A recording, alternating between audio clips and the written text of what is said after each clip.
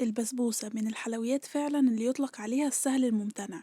أكتر من الحلويات اللي الناس بتشتكي منها إن هي بتنشف منها وبتبوظ منها، بالرغم إن هي مكوناتها بسيطة وسهلة جدا، وبنبقى عايزينها تطلع زي بتاعة المحلات، طرية ودايبة وناعمة ومرملة كده وبتدوب في البق.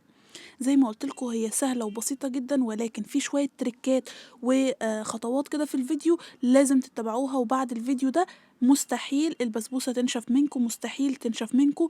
كل اللي هيدوقها بجد مش هيصدق ان انتوا عاملينها في البيت وهيفتكرها ان هي جاهزة. اسهل واضمن واحلى طريقة بسبوسة ممكن تجربوها في حياتكم. وعلشان تعرفي كل التريكات الخاصة بالبسبوسة وازاي تطلع معاكي مرملة، تابع الفيديو للآخر وركزي في كل وصفة وكل تركاية هقولها، وهتطلع معاكي في منتهى الجمال. قبل ما نبدأ في الوصفة، لو كنتي مش مشتركة في القناة اشتركي وفعلي الجرس، ويلا نسمي بسم الله ونبدأ في المقادير. أول حاجة كده هحضرها، بجيب كده كسرولة أو حلة هحط فيها تلت كوباية من السكر، ونص كوباية من الحليب، 3 معالق كبار كده مليانين من السمنة، أو تلت كوباية من السمنة، ولكن اللي هي بتوازي يعني أو بتساوي 3 معالق كبار مليانين من العلبة كده، ما تكونش سايحة. بحط ده كله مع بعض، وبعد كده بحط معلقة كبيرة مليانة من عسل الجلوكوز. ضروري جدا، مهم جدا عسل الجلوكوز، لو مش متوفر حطي عسل نحل أو شربات تقيل بتاع الكنافة. بدفيهم على النار كويس جدا مع بعض.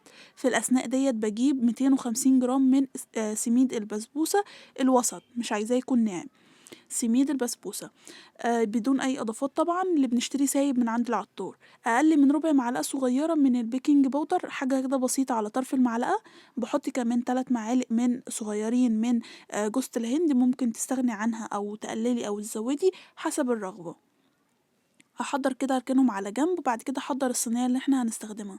المقدار ده زي ما انتوا شايفينه كده، ده ربع كيلو من السميد البسبوسه، بياخد عندي صينيه مقاس 24، يعني صينيه وسط صغيره. ببدأ كده ان انا الصينية اجيبها، وبحط معلقة صغيرة من السمنة ومعلقة صغيرة من الطحينة، وبدهن بيها الصينية كويس جدا. في الاثناء ديت الخليط معايا السكر داب ودفع على النار، والسمنة دابت، وكله كده تجانس مع بعضه. ببدأ ان انا احطه على المكونات الجافة اللي احنا حضرناها، اللي هو السميد البسبوسة. بقلبهم يا دوبك تقلبتين كده بالظبط، يعني بصوا يا دوبك المكونات كده اختفت خلاص. على كده بوقف تقليب، وابدأ ان انا احطهم في الصينية. شايفين؟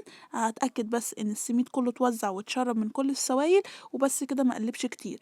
ده ضروري جدا، الخطوة دي مهمة جدا عشان البسبوسة ما تنشفش معاكم. وكمان من التركات المهمة جدا عشان البسبوسة تطلع مظبوطة معاكم، قوام البسبوسة شايفينه؟ ولا هو سايل قوي عامل زي خليط الكيكة، ولا هو سميك قوي. شايفين اول ما حطيتها كده في الصينية يعني فردت نفسها بنفسها، في نفس الوقت ما بتبقاش سايلة قوي زي خليط الكيكة.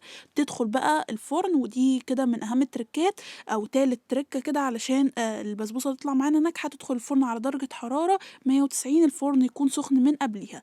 بتاخد يعني الصينية دي صغيرة، فخدت مني 30 دقيقة بالظبط. وبعدين بقى نحضر الشربات بتاعنا. انا محتاجة هنا للمقدار دوت، خد مني كوباية ونص من السكر، كوباية ونص من المية، عصير نص ليمونة بحطه بعد الغليان. ببدأ كده ان انا احط السكر على المية، ومش بقلب ولا اي حاجة، برفعهم على النار، وبعد ما بتغلي كده ببدأ احط عصير نص ليمونة، وبسيبهم 5 دقايق بعد الغليان بحسبها. وعلشان بقى كده البسبوسة تكون طالعة من الفرن سخنة، والأثناء ديت الشربات معايا برضو يكون سخن، لازم الاتنين يكونوا سخنين مع بعض علشان البسبوسة تطلع معانا طرية ومرملة وتطلع حاجة في منتهى الجمال. البسبوسة زي ما انتوا شايفين طلعت من الفرن كده سخنة. حطيت عليها الشربات يكون سخن، بدأت ان هي تتشربوا. علشان تعرفوا ان البسبوسة بتاعتكم ناجحة، اول ما تحطوا الشربات يبدأ يتشرب البسبوسة تتشربوا وتشربوا كده، ويبقى الشربات كده دخل جوه البسبوسة وأصبحت متماسكة. شايفين الأول هي كانت أصلا يعني مكشكشة من فوق كده، ده عادي جدا. أول ما بتشرب الشربات بتاعتها بتبدأ إن هي تلم على بعضيها تاني. حطيت بقى كده الشربات زي ما قلت لكم، هي خدت كل الكميه اللي معايا. شايفين ما شاء الله؟ بقى سبتها تبرد كده وتهدى براحتها، وبدات ان انا اقطعها. شايفين طبعا التقطيعه يعني قد ايه بتدل ان السكينه ماشيه، يعني ان هي طريه. يعني السكينه ماشيه كده بكل سلاسه، مش ما فيش اي حاجه ناشفه، طريه وناعمه. وزي ما انتم شايفين يعني خدت لكم الحته اللي على الحرف علشان تتاكدوا قد ايه ان هي طريه ومرمله ودايبه جدا جدا.